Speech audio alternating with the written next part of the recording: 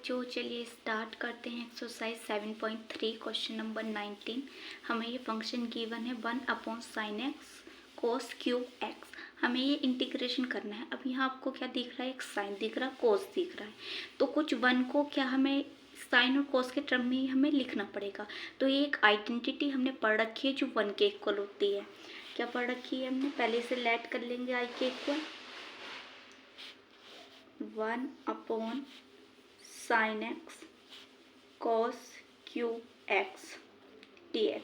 अब हमने क्या आइडेंटिटी पढ़ रखी है, sine square x plus cos square x equal to 1। तो 1 की जगह हम ये पुट कर सकते हैं, तो इसे पुट करना है हमें। Sign square x plus cos square x upon sine x cos cube x, ये हो गया। अब ये क्या है, एलसीएम है, नीचे है, तो ये इसके साथ भी जाएगा और इसके साथ भी जाएगा, अलग अलग सेपरेट हो जाएगा। तो ये हमें करना है। तो sine square x upon sine x cos cube x plus cos square x, ये भी इसके नीचे भी आएगा अपॉन में sine x cos cube x, और बाहर क्या है, dx है। ठीक है।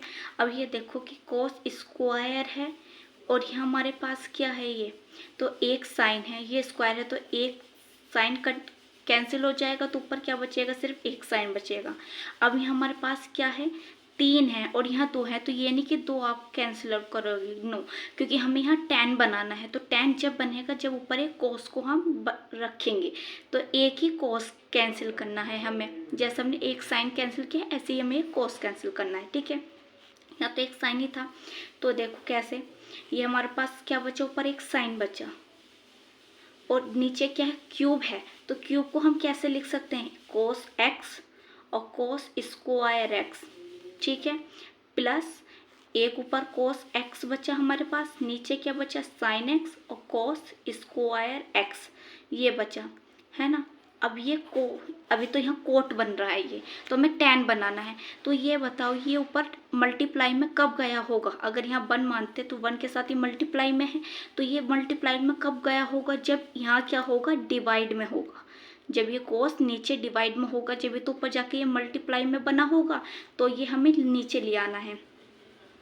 ये क्या बन गया, साइन, और ये कोस, ये क्या बना, tan x बना, और ये 1 अपॉन कोस को हम क्या लिख सकते हैं, सेक, और स्क्वायर में है तो सेक स्क्वायर बन गया, प्लस जब ये कोस नीचे आ जाएगा, sine 1 upon sine x upon cos x, ये आ गया, और इसे हम क्या लिख सकते हैं, सेक स्क्वायर एक्स, जैसे ये बना। ठीक है, dx, तो हमारे पास ये आया है tan x sec square x plus इधर dx लिख दो, सेपरेट कर लो।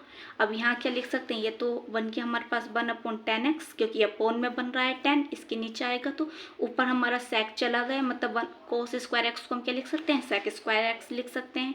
तो ये हमारा सेक स्क्वायर x हो गया। ठीक है, अब यहाँ आप देख पा रहे होगे कि सेक स्क्वायर x हमारा कॉमन आ रहा है, तो इसे कॉमन निकाल लो बाहर। तो कॉमन निकाल लेंगे तो यहाँ क्या बचेगा, tan x plus 1 upon tan x, और सेक स्क्वायर एक्स को हमने कॉमन ले लिया। ठीक है, अब हमें यहाँ क्या करना पड़ेगा, अब हमें पता है कि अगर हम tan को पुट करते हैं t के इक्वल, तो हमें सेक स्क्वायर एक्स मिल जाएगा डिफ्रेंशिएशन करके, बिल्कुल। तो चलिए करते हैं। हमें क्या कर लेना है, पुट कर लेना है tan x equal to t। तो इसका डिफ्रेंशिएशन करेंगे तो क्या होता है, sec square x dx equal to dt। तो यहाँ हम क्या पुट कर लेंगे, इसकी जगह tan x की जगह तो हम पुट कर लेंगे t। ठीक है, तो चलिए करते हैं हम यहाँ t पुट।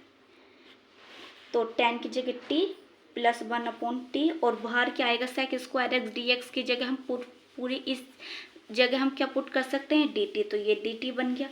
अब क्या करो, यहाँ t dt plus 1 upon T dt, या अलग अलग हमने मल्टीप्लाई कर दी, तो यहाँ क्या बन गया, इसकी पावर क्या, 1, 1 में 1 ऐड करेंगे 2, और जो पावर ऊपर बनती है वही क्या है, अपॉन में, plus 1 upon T, 1 upon x होता है, तो वो क्या बनता है, log x, तो log mod t plus C, ये हमारा इंटीग्रेशन हो गया। अब t की जगह t की वैल्यू पुट करनी है, ten square X upon 2 plus log 10x plus सी।